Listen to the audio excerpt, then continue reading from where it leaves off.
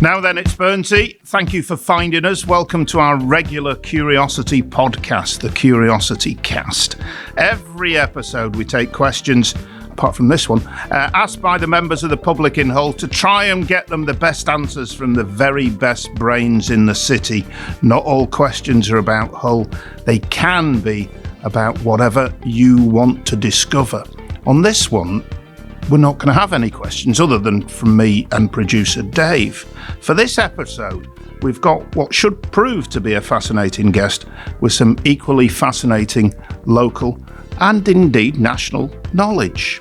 We're going to talk fishing and fashion, not the scruffy herberts you see at your local pond or the local riverbank, and not Paul Whitehouse and Bob Mortimer on Gone Fishing or anything like that. And we're going to go somewhere else with fishing and fashion. Our guest today is Claire Day, who hails from Hull.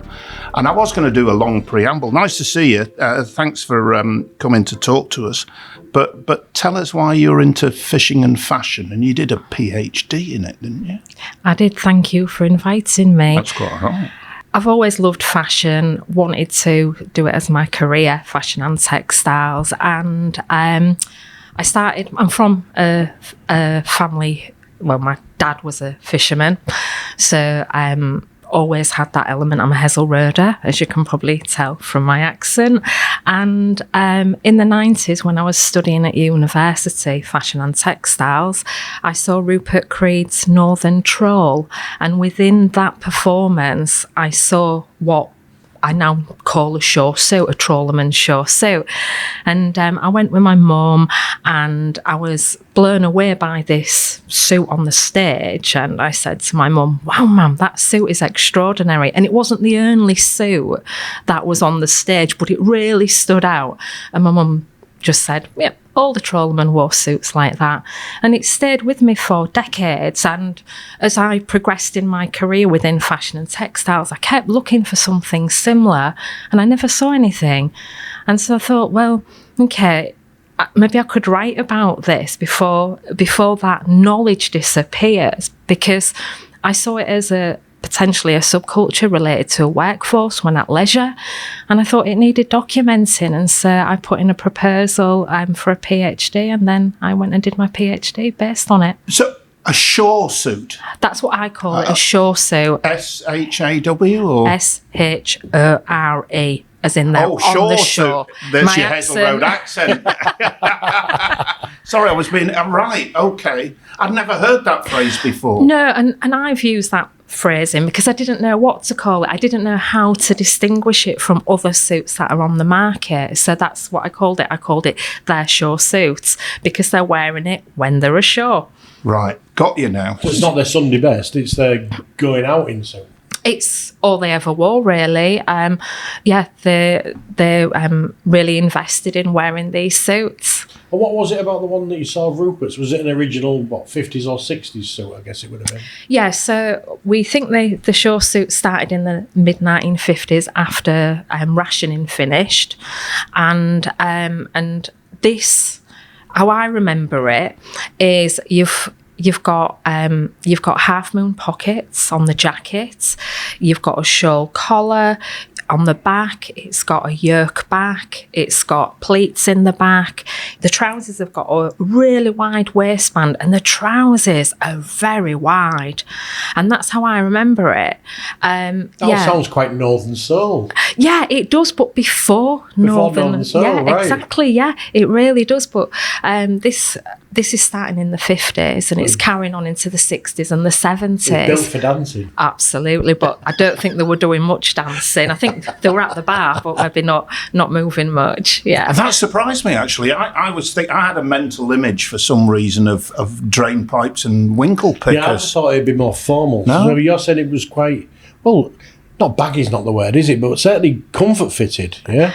Yeah, I mean the trousers were wide. And in the 60s and 70s, they went to quite extremes with the width of the trousers. Getting getting bigger. wider and wider, yeah. Like And- sails. Yeah, and the interviews that I've done with trawlermen and salespeople from the tailors were saying that the men would take it to the extremes. They were getting wider and wider to the eventual width of the fabric, how wide the fabric could possibly be. Which You've spread the hands there. How? I think we're talking. That's nearly 2 foot. That, Yeah, sure. No way. some of them were. Yeah, I mean, some of them took it to extremes. Not everybody took it to the extremes, but some people did. Yeah. Do we know why? Was it competition? I think there's an element of competition within it, and I think when you speak to them, they talk about the competition. Also, these suits were made to measure, so they're going to a tailor's and they're discussing what they want. And at one point, all of these extras had been free, and then at a specific time, they start to charge for them. And I wonder if it's that attitude of saying, you can charge me more, I can afford this. Yeah. And so they took it to extremes. So some of them had, so not only the wide trousers, some of them had the wide waistband, 8 inches, some of them went to. Up the body from the waist going upwards. With buttons. What were they called were they Birmingham baggies or something like that? Was that Brummie baggies? I imagined that from the 80s. I've heard of that. And this is the 70s I'm talking of. These have been the precursors of them. Possibly. And some of the interviews with the trawlermen, they're describing that they're not very tall, and in retrospect, they might have looked quite ridiculous. Like with cummerbunds. Yeah, they look like cummerbunds in the pictures, but they're attached to the waistband. Sorry, the trouser top. They're not a separate garment. They'd go to extremes with buttons on the cuffs of the jacket, so they'd have 8 buttons rather than the regular 3. Well, they're just showing off then, Claire? Yeah, there's an element of showing off. Peacocking. I mean, yeah, absolutely peacocking. I mean, if I go back to the 50s and 60s when they're on, which trawlers are they on? They're on the sidewinder trawlers. You're 3 weeks away at sea, 3 days at home. 3-day millionaires? Is that what they were? Yeah, well, I don't describe them as that, but they're 3 days at home. What do you describe them as? Trawlermen. Quite like the 3-day millionaires. I think that's representing possibly what they were not. Right. When you look at the bigger picture, they were not millionaires. They were not affluent. There were some of the poorest paid men in the country at that moment in time. Yeah. So I have issues with representing that. But when they came that's home, interesting. They made the most of their money, didn't they? Oh, absolutely. And they're going to sea at 15 years of age. So if you've had a good catch, you're not supporting a family at that time. So you're going to look like you've got a lot of money. And this is, I think, where the 3-day millionaire comes in. It looks like you've got a lot of money. So you can, as a 15-year-old, you might not have many things you can spend that on. So you might be going for records and, of course, the suit. And what colours were they? You mentioned the peacocking. Did the colours get more extreme or anything like that, or did they start black and brown and stay black and brown, or what was going on? So in the 50s and 60s, pale colours were worn. So you took pale blue, pale pink.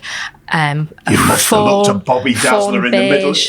Bobby Dazzler in the middle of Hessle Road in the middle of winter in the snow in your pink suit. In a pale blue, absolutely. And that pale blue became known as Deculaner's blue. And it was almost like they wanted to get that suit. It was such a representation of their employment. And when you've only got 3 days to step out and make an impression, you do it through your clothing. Absolutely, yeah.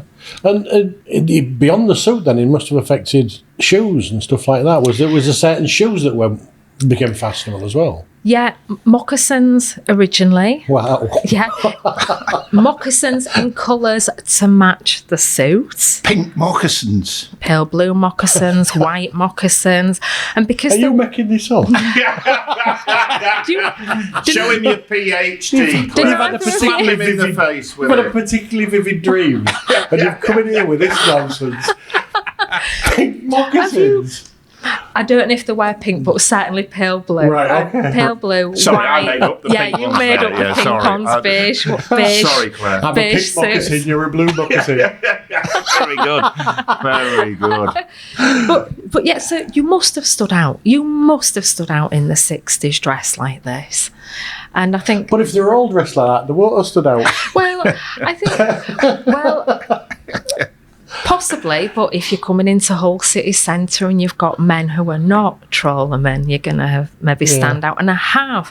One person I interviewed recalled going to Liverpool for a day out, and he was mobbed by people because of the way he was dressed. They thought he was somebody Was this famous. specific to Hull then? They weren't doing it in Glasgow and Liverpool and everywhere else? Across the river in Grimsby, for instance. So there's information that it was being worn in Grimsby, but with their own tweak in Lowestoft as well, and in Fleetwood. So how that come about, who knows? Who was the first one to wear the suits? Well, and where then was the common factor? Who was travelling between these places? Because it's obviously pre-internet, and it wouldn't have been on the TV or the radio or anything, would it? Possibly where they're landing.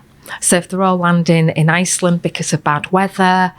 But they don't come off in their gear, do they? Yes, But they come off in their best suits? Yeah. So Wow. from the interviews that I've done, the men step onto that trawler to go to work in their shore suits.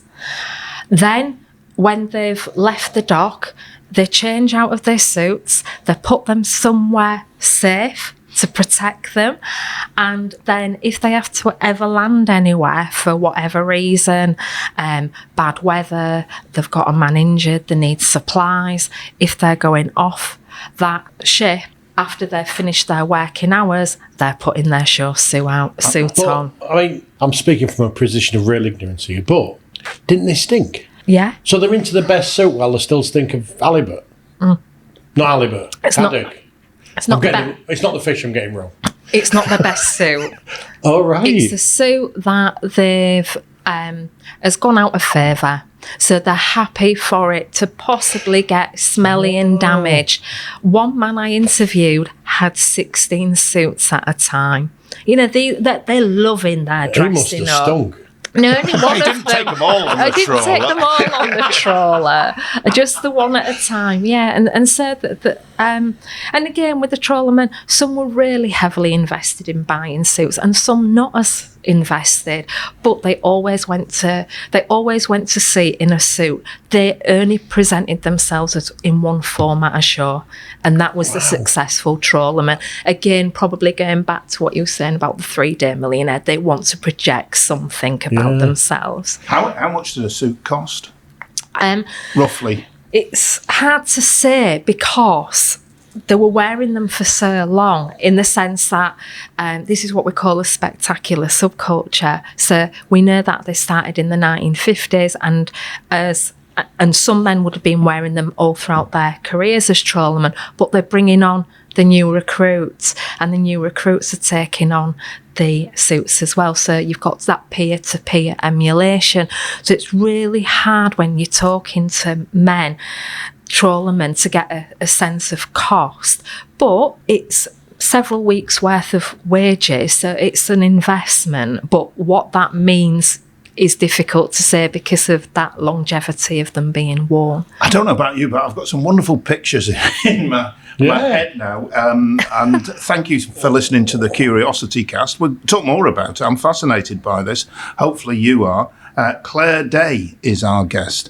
She did a PhD on the sartorial lives of Hull's distant water fishermen. There may be a few of you listening thinking, well, that was me. I had a sky blue suit. A reducing number, though, surely, I would think. Exactly. Presumably, there were some very rich tailors in town. Was there a tailor of the day, or was there a series of tailors down Hessle Road? Yeah, there was lots of tailors in Hull at the time because men were going to tailors to get their suits. It's, I suppose, a different era now. Some of my family worked for the clothing house. Was that one of them? That was one of them, the clothing house. Mr. Levy. Yeah. Waistles was another one. Cassie Brown was another one. Then you've got people like Burton's, the multiple tailors like Burton's and Jackson's. But Who in those days would have done made-to-measure suits. Yeah, they would have done. And the men that I interviewed, what seems to have happened is that they would try different tailors, and then when they were happy with a particular tailor, they would stick with them. They'd become very loyal to that tailor. Yeah. And you said earlier about they were quite competitive. How was that word being spread? Was it being spread through the tailors or through the fishermen? Do you see where I'm coming from? Yeah. Oh, we had so-and-so in last week. He's gone for this. And then the tailor could spread that. Yeah, I think it's a bit of both. So from, again, the interviews that I did, I was talking to salesmen from Waistles, and they would have suits ready to be picked up, and they would show them to prospective clients, prospective trawlermen. So it spread a little bit to Fleetwood, but you mentioned somebody who went to Liverpool earlier and created a bit of a... Did it catch on in Liverpool? Not as far as I'm aware, but he certainly made an impact, and other people who have done research in Lowestoft, they've interviewed people. It was for a BBC Making History programme, and they'd gone to Norwich from Lowestoft for the day, and again they're stopping traffic because of how they're dressed, and they're in their version of the trawlerman suit. Wow. I was hoping well, obviously it didn't catch on in Liverpool. I had a vision of the Beatles there in fishermen's suits, whereas they were a bit more sort of drainpipey and winkle-pickers Chelsea boots. Well, as we go into the later 60s and 70s, there is a shift in how the trawlerman suit looks. I don't think I said it earlier, but the original jacket had a shawl collar, but with only one button, and then when you get later into the 60s and 70s, it becomes a 3 or 5 button with a shorter notch collar, starting to emulate what the Beatles are wearing, but it's still got all the features to make it a short suit. It's still got half moon pockets, still got the pleats in the back with the yoke, it's still got the Spanish waistband, but the men are starting to get 2 pairs of trousers that with the jacket, one wide-legged and one that's much narrower, and with winkle pickers. So there are incremental changes, but the key features are still there. So from the 60s, 50s to the 70s, you can still class it as a trawlerman suit, but it is reacting to fashions. But because I guess the growth of television and stuff like that, and then things like the Beatles and the Stones and all that kind of stuff, I guess everything would have become more nationalised, if you see what I mean. Yeah. Is that the right word to use? It would have become less distinct to each region. Homogenised. Thank you very much, yeah. Because they're then seeing the Beatles on TV and stuff like that. Yeah, and they're trying different things. So they'll try. I think I interviewed some that talked about having a trawlerman suit, but without a collar. So again, being influenced by the Beatles, and so they're definitely not keeping still, but they've still got the key features that we could that represent what a trawlerman suit would look like. How many people are we talking about? Hundreds? Again, that's quite difficult. So I've tracked it, and I think it could be about 1,000 people. At any given time, or altogether? Roughly at any given time. Wow. Yeah, but I'll check that when we're finished and just check my... It must have looked mad round town on a Saturday night. Must have done. I'm glad you mentioned the drain pipe trousers and the winkle pickers, because I thought I was losing my mind there. But has the original stuff ever come back? Is it echoed through fashion anywhere? Has it turned up in a Paris or Milan fashion show? I'm giving you an idea here, Claire. Because you could, the Met Gala or something like that, you could see him, Beyonce turning up in a fisherman's suit. Students from these fishing communities every now and again will bring out collections based on this. Will they? Yeah. So if you're a student doing fashion and textiles from these key areas that I've spoken about, Lowestoft, Grimsby, Hull and Fleetwood, every now and again there'll be some student who's starting a collection based on this. I don't want that long ago, really. But what evidence is left? Is it photographs, or are some of the clothes still left? It's really hard to find anything. Because you didn't take a camera on a Saturday night, did you? Well, when they did, it's it's in the family album. You've taken a photograph that's your family, and also if you're in a bar, you've got you sat at a table, you can't see a lot of features, and also you're not a professional photographer, so some of those pictures are grainy. So and they you've had a few ales.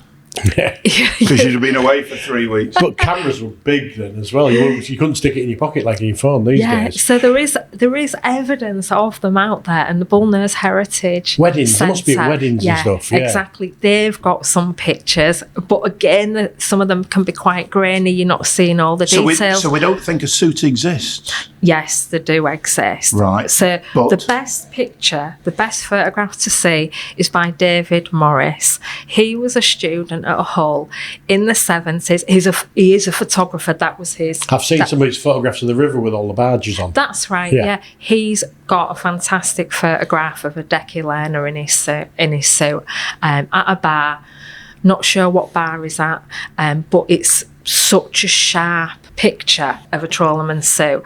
I have odd bits of a trawlerman suit, and I have a full suit, but it's a later one, about 1976. Yeah, but again, it's got all those key features of half moon pockets, Spanish waistband, which is a wide waistband, the pleats in the back, and there etc. must be surely in the back of a wardrobe somewhere. Oh, if anybody's got any, let's get them let us know. I know your aversion to AI, because it puts real people out of work, but I'd love to see a picture of us pair adorning this episode of the Curiosity in some original Decky learner gear. I'll go for the pink because I think it suits my complexion, and you can go for the blue. Hey, it's good because I suit a moccasin. Yeah. We could do that. We did choose. Presumably the shirts and the ties changed as well over the years. Are they from thin to fat or whatever? Yeah, all the pictures that I've seen and knowledge that I've got, it's a thin tie, sometimes knitted, and tucked in to that Spanish waistband. Shirt is usually white. They can get it from the fishermen's stores, so they're usually just picking it up at the fishermen's stores. Sometimes they went for a frill. Oh dear. Oh yes, and then that got discarded. The full Elvis and I thought when you mentioned this stuff, Tom Jones and Humperdinck. But it sounded a bit Bonnie Prince Charlie to me at the beginning, and now you mentioned a frill, it sounded even more kind of like that. I just think they were experimenting with the clothing as we all do when we're young. Proper dandies though. Oh, the proper dandies, like proper dandies. Yeah, they're wanting to stand out. They're wanting to be looked at, is what I think, and they don't care who it is that's looking at them as long as they're being looked at. They were proud to be fishermen from Hull. They wanted to stand out. Well, they would have done. 2 feet flares, a frill on the neck, stinking of haddock. They'd have stood out everywhere. We'll leave that part of our discussion there, Claire. We're going to touch briefly on Ganseys. I know you're still researching Ganseys, if I'm not, just for those that don't know what a Gansey is. A Gansey is a knitted jumper that inshore fishermen were wearing around the 1850s, 1840s to about the Second World War, and you still have it. They all each had individual patterns, is that right? Yeah, there's lots of different patterns, and how you put them together created individual jumpers. And virtually every harbour had their own version, didn't they? I noticed yesterday when I was looking up on it, there was one for Farley, one for Scarborough, one for Wythe, which I was quite surprised at. So they were literally, each community had their own knitting pattern. Yeah, it seems that way, and you can go right up into Scotland, down the northeast coast, into Norfolk, then going into Devon and Cornwall, Isle of Man, Liverpool, Fleetwood area, and Ireland. So wherever herring fishing seems to have been important. Oh, it was specifically herring, was it? Yeah, but I assume that if you're catching fish, you're hoping to get the herring, but if you're catching other fish as well, or what time of the year it is, it varied, I think.